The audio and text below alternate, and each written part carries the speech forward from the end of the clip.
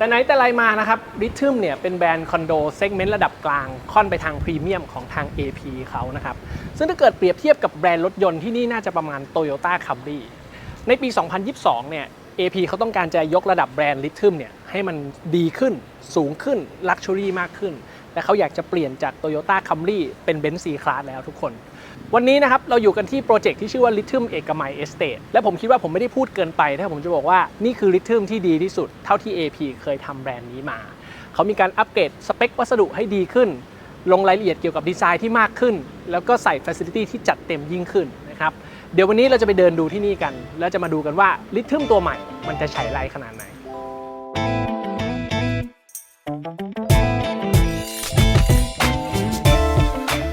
โลเคชันของ Lithium เอกมัย Estate นะครับจะตั้งอยู่บนถนนเอกมัยใกล้ๆกับซอยเอกมัย1ครับซึ่งจริงๆแล้วในบริเวณใกล้เคียงเนี่ยก็จะมีคอนโด Lithium เอกมัยตัวแรกนะครับซึ่งสร้างเสร็จในปี 2018 โปรเจกต์นี้ถือว่าได้รับกระแสตอบรับดีมากนะครับขายหมดตั้งแต่เปิดจองเลยแล้วก็ Lithium เอกมัย Estate ตัวที่2เนี่ยก็ตั้งใจจะเป็นภาคต่อของโปรเจกต์แรกนั่นเองนะครับตัวโครงการจะตั้งอยู่บนเนื้อที่ดินประมาณ2ไร่เป็นคอนโดแบบตึกสูงไฮไรส์นะครับจำนวน32ชั้นมีจำนวนยูนิตอยู่ที่303ยูนิตนะครับแล้วก็มีที่จอดรถคิดเป็น 63% ของจำนวนยูนิตทั้งหมดครับเดี๋ยววันนี้เราจะเริ่มต้นทัวร์ของโปรเจกต์นี้กันตั้งแต่พื้นที่หน้าโครงการเลยนะครับเพราะว่าเป็นจุดที่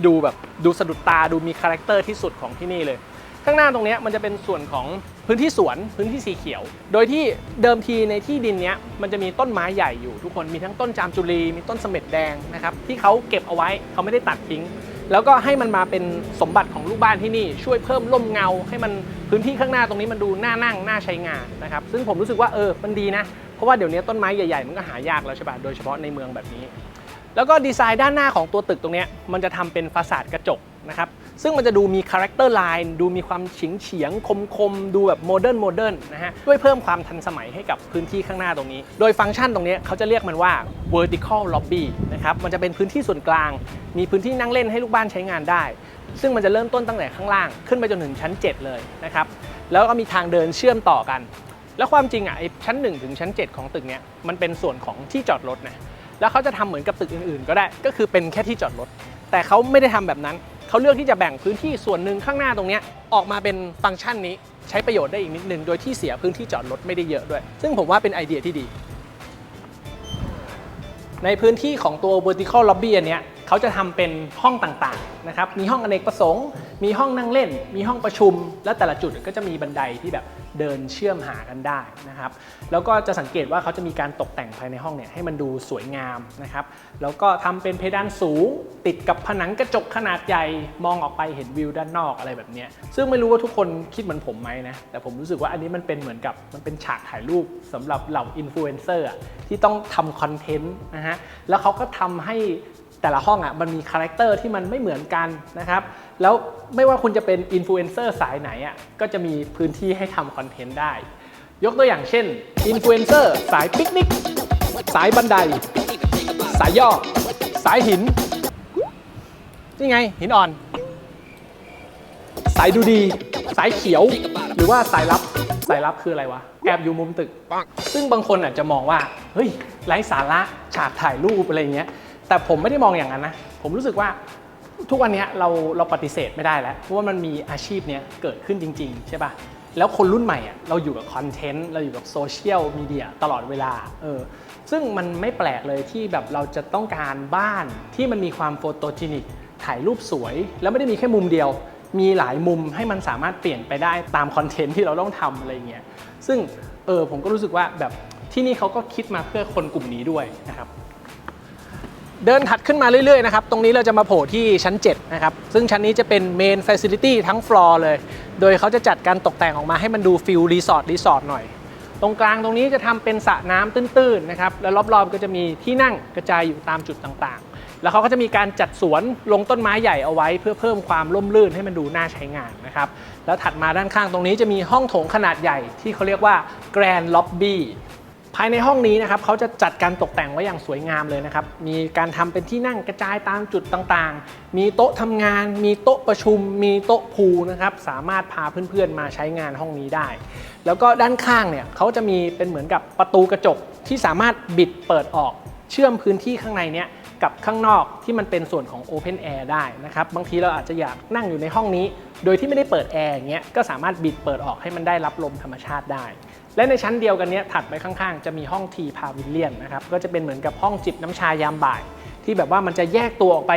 เป็น private หน่อยลูกบ้านสามารถจองเพื่อปิดใช้ห้องนั้นได้แล้วเขาก็จะมีห้อง Theater Pavilion นะครับเป็นเหมือนกับห้องดูหนังส่วนตัวที่เขาก็จะติดระบบเสียงติดจอโปรเจคเตอร์เอาไว้นั่นเองแล้วผมอยากจะให้สังเกตพวกงานอินทีเรียของเขานิดนึงทุกคนเพราะว่าผมรู้สึกว่าเขาลงรายละเอียดกับมันค่อนข้างเยอะไม่ว่าจะเป็นพื้นผนังฝ้าเพดานอย่างเงี้ยเขาจะใส่วัสดุปิดผิวที่มันแบบพรีเมียมขึ้นมาทั้งหมดเลยนะครับแล้วก็ดูอย่างแค่เสาอันเนี้ยมีการปิดผิวฝั่งนี้ด้วยไม้นะครับจบหัวเสาด้วยหินอ่อนและปิดมุมด้วยคิ้วสแตนเลสเนี่ยเป็นถึง3วัสดุมารวมกันแถมยังซ่อนไฟ LED อยู่ตรงขอบด้วยนะครับเพื่อแบบสร้างมิติให้ห้องมันดูแบบโกลว์มากขึ้นอะไรอย่างเงี้ยอันนี้มันยังไม่นับพวกงานเฟอร์นิเจอร์งานพ็อปต่างๆที่เขาพยายามจะใส่มาในนี้นะซึ่งผมรู้สึกว่าถ้าเกิดเป็นริทึมสมัยก่อนเราจะไม่เห็นอะไรแบบนี้แล้วเรารู้สึกว่าAP เขาพยายามจะอัปเกรดแบรนด์นี้ให้มันดูแบบดูพรีเมียมขึ้นมาจริงๆต่อมาเราขึ้นมาที่ชั้น31ครับซึ่งชั้นนี้จะเป็นชั้นสระว่ายน้ำของตัวตึกนี้นั่นเองสระเขามีความพิเศษอยู่เหมือนกันทุกคนเพราะว่ามันเป็นสระแบบ360องศานะครับที่มันจะพันอยู่รอบตึกเลยเราสามารถว่ายน้ำได้รอบเลยนะครับแล้วก็จะมองเห็นวิวที่สวยงามของย่านสุขุมวิทตรงนี้ซึ่งความจริงเนี่ยเราไม่จำเป็นต้องว่ายน้ำก็ได้ถ้าเกิดเราไม่อยากเปียกน้ำเพราะว่าข้างๆเนี้ยเขาจะมีทางเดินทุกคนเขาทำเป็นทางเดินรอบเหมือนกันนะฮะให้เราสามารถมาเดินชมวิวตรงนี้ได้แล้วก็จะมีเป็นพวกซังเคนซีทเป็นที่นั่งกระจายอยู่ตามจุดต่างๆให้เราสามารถไปนั่งพักผ่อนชมวิวได้แล้วพวกซังเคนซีทพวกนี้มันจะทำการกดพื้นที่ลงไปให้มันเตี้ยนิดนึงให้เวลาเราไปนั่งหัวเราจะไม่โผล่ขึ้นมาแล้วเราจะได้ไม่มารบกวนคนที่เขาว่ายน้ำอยู่นะครับซึ่งก็เป็นไอเดียที่ดีเหมือนกันแล้วก็ที่นี่มันจะมีของแปลกด้วยทุกคนคือตรงนี้มันจะมีอุโมงค์ที่ลอดใต้สระว่ายน้ำอยู่นะครับแล้วข้างในเนี้ยเขาจะทำเป็นเหมือนกับหลังคากระจกใสๆที่เราสามารถมองขึ้นไปเห็นพื้นที่ข้างบนได้และถัดไปข้างๆตรงนี้ก็จะมี observation deck นะครับที่เป็นเหมือนกับเป็นแพลตฟอร์มสำหรับไปยืนชมวิวที่พื้นมันก็จะเป็นพื้นกระจกใสให้เรามองลงไปข้างล่างได้เหมือนกันนะครับซึ่งอันนี้มันก็จะเป็นลูกเล่นของดีไซน์ที่ทำให้พื้นที่ของตัวส่วนกลางอันนี้มันดูไม่น่าเบื่อและ Facility ของเขาก็ยังไม่หมดแต่เพียงเท่านี้นะครับที่ชั้น32เนี่ยจะมีส่วนของ Sky Library แล้วก็ Sky Lounge เป็นพื้นที่นั่งพักผ่อนที่ลูกบ้านสามารถขึ้นมานั่งชมวิวจากข้างบนได้แล้วก็อีกฝั่งหนึ่งของชั้นเดียวกันนะครับก็จะเป็นส่วนของ Sky Gym ที่เป็นห้องออกกำลังกายที่ใส่เครื่องออกกำลังกายของเทคโนโลยีมาไว้และติดกันก็จะเป็นห้องเปลี่ยนเสื้อผ้าที่ข้างในเนี่ยจะมีบ่อออนเซ็นด้วยครับสามารถมาแช่น้ำอุ่นชมวิวจากยอดตึกได้นะครับและสุดท้ายที่ชั้น33เนี่ยก็จะเป็นส่วนของ Rooftop Garden ที่จะเป็นพื้นที่สวนที่อยู่บริเวณดาดฟ้าของตัวตึกนั่นเองนะครับอันนี้ก็จะเป็น Facility ทั้งหมดของตึกนี้ครับเดี๋ยวต่อไปเราไปดูห้องกัน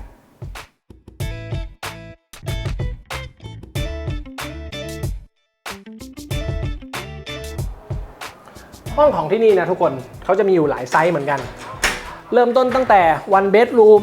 35 ตารางเมตรนะครับขยับขึ้นมาอีกนิดนึงจะเป็น one bed plus 40 ตารางเมตรซึ่ง one bed plus นี่จะเริ่มต้นอยู่ที่ 7.9 ล้านบาท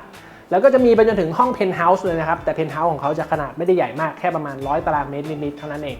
แต่ห้องที่เราจะพามาดูวันนี้จะเป็น two bedroom ขนาด 85.5 ตารางเมตรนะครับในราคาเริ่มต้นอยู่ที่ 17.9 ล้านบาทโดย 17.9 ล้านนี้จะเป็นห้องที่ไม่ได้ตกแต่งนะครับไม่ได้มีเฟอร์นิเจอร์เหมือนในห้องตัวอย่างแบบนี้เปิดประตูเข้าห้องมานะครับเราจะเจอกับพื้นที่โซน living ตรงนี้ก่อนก็จะมีส่วนของโซฟาดูทีวีมีโต๊ะกินข้าวแล้วก็จะเป็นพื้นที่ส่วนครัวตรงนี้นะครับซึ่งพื้นที่ครัวเนี่ยเขาให้มาค่อนข้างใหญ่นะทุกคนตรงนี้จะมีเตาไฟฟ้ามีที่ดูดควันมีเตาไมโครเวฟของยี่ห้อแฟรงเก้นะครับแล้วก็จะมีพื้นที่สำหรับเก็บของได้พอสมควรมีพื้นที่วางตู้เย็นอยู่ฝั่งนี้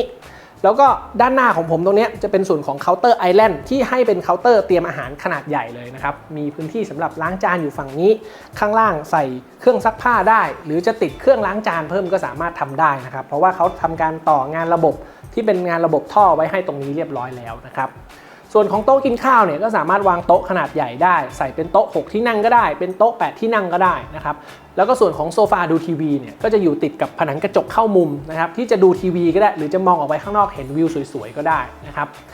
แล้วก็ด้านข้างของครัวตรงนี้นะครับมันจะเป็นพื้นที่สำหรับแบบสตอเรจเป็นพื้นที่เก็บของมีตู้เก็บของตรงนี้ทำตู้รองเท้าตรงนี้ก็ได้แล้วก็จะมีพื้นที่นั่งถอดรองเท้าใส่รองเท้าตรงนี้ได้นะครับ แล้วตรงนี้จะมีทางเดินเข้าไปยังห้องนอนที่2ซึ่งจะอยู่ติดกับห้องน้ำห้องนี้จะใช้ร่วมกันระหว่างห้องรับแขกกับห้องนอนห้องนี้นะครับมีอย่างหนึ่งที่อยากจะให้สังเกตคือตัวพื้นของห้องน้ำมันจะถูกยกสเต็ปขึ้นมานิดนึงซึ่งบ่งบอกว่านี่น่าจะเป็นห้องน้ำสำเร็จรูปนะครับซึ่งไอ้พวกงานระบบท่อต่างๆมันจะถูกเดินไว้ใต้พื้นมันเลยทำให้ต้องถูกยกสเต็ปขึ้นมาแบบนี้แต่ว่า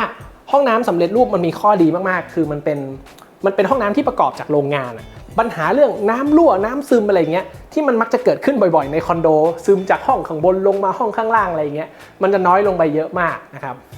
และที่อยู่ติดกันเนี่ยก็จะเป็นส่วนของห้องนอนเล็กนะครับซึ่งมันก็ไม่ได้เล็กมากนะทุกคนมีพื้นที่สำหรับใส่เตียง5 ฟุตตู้เสื้อผ้าก็ไซส์ค่อนข้างโอเคแล้วสมมุติว่าเราอยู่กัน3 คน 4 คนอะไรเงี้ยแล้วลูกเรายังไม่ได้โตมากเราจะใช้ห้องนี้เป็นห้องเลี้ยงเด็กก็สามารถทำได้นะครับก่อนที่เราจะเข้าไปในห้องนอนใหญ่นะครับอยากจะพามาดูระเบียงตรงนี้นิดนึงซึ่งผมว่าเป็นฟังก์ชันที่ดีมากเลยห้องนี้เราสามารถทำเป็นลอนดรีได้คือใส่พวกเครื่องซักผ้าเครื่องอบผ้าทำเป็นโต๊ะรองรีดผ้าอะไรแบบนี้ได้แล้วก็ถ้าเกิดอยากจะตากผ้าก็สามารถตากตรงนี้ได้ด้วยตรงนี้มันได้แสงธรรมชาติแล้วถ้าเกิดวันไหนฝนตกก็สามารถเลื่อนบานประตูตรงนี้ปิดได้นะครับฟังก์ชันนี้เป็นฟังก์ชันที่ดีมากเลยนะสำหรับคอนโดเพราะว่าปกติเวลาซักผ้าในคอนโดถ้าเกิดใครเคยอยู่คอนโดนะจะรู้ว่ามันลำบากพอสมควรแล้วเราก็ต้องไปพึ่งพาพวกร้านสะดวกซักกันซะหมดนะครับแต่พอเราสามารถทำในห้องของตัวเองได้มันก็ช่วยแบบว่าช่วยอำนวยความสะดวกให้เราและสุดท้ายครับจะเป็นส่วนของ Master Bedroom นั่นเองครับก็ต้องบอกตามตรงก่อนว่าพื้นที่ของห้องนอนใหญ่มันก็ไม่ได้ใหญ่กว่าห้องนอนเล็กสักเท่าไหร่นะแต่ว่าเตียงก็ยังวางเป็นเตียง6 ฟุตได้นะครับมีพื้นที่ติดทีวีปลายเตียงแล้วก็มีตู้เสื้อผ้าอยู่ด้านหลังของผมตรงนี้แต่ที่ใหญ่ๆขึ้นชัดเจนคือห้องน้ำที่สามารถใส่ตัวอ่างอาบน้ำเพิ่มเข้ามาได้แล้วก็จะได้เป็นกระจกเซ็กซี่บาร์แบบนี้นะครับให้คนที่เขาใช้งานห้องน้ำอยู่ได้แสงธรรมชาติจากข้างนอกด้วยนั่นเองครับ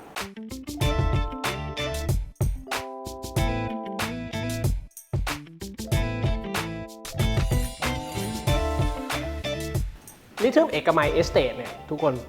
ตั้งแต่คอนเซปต์ของเขาเนี่ยเขาตั้งใจให้ที่เนี่ยมันได้ความรู้สึกของการอยู่อาศัยเหมือนอยู่บ้านแต่ทุกคนก็รู้แหละว่าคอนโดกับบ้านมันเป็น2 สิ่งที่ไม่เหมือนกันมันทดแทนกันไม่ได้